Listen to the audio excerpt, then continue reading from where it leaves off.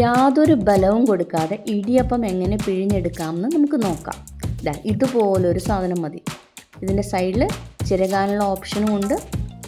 ഈ സർക്കിൾ മാതിരി കാണുന്ന അതിലേക്ക് ആ റിങ്ങിലേക്ക് നമ്മുടെ ഇടിയപ്പം മേക്കർ ഇട്ട് കൊടുക്കുക. എന്നിട്ട് ടൈറ്റ് ചെയ്യുക. അതിനുശേഷം പാത്രം അടിയിൽ വയ്ക്കുക, മാവ് നിറയ്ക്കുക, അടച്ച് വയ്ക്കുക. ഇനി സുഖമായിട്ട് പിഴിഞ്ഞെടുക്കാം.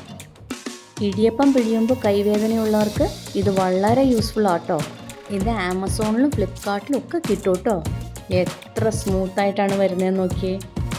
വളരെ സ്മൂത്തായിട്ട് ഇടിയപ്പം വരും. നമുക്ക് യാതൊരു എഫേർട്ടും ഇതിൽ ഇടേണ്ട ആവശ്യമില്ല. വളരെ സ്മൂത്തായിട്ട് വരും. ഇതുപോലെയാണ് ഞാൻ തിരിക്കുന്നത്. ഒട്ടും പ്രയാസം തന്നെയില്ല.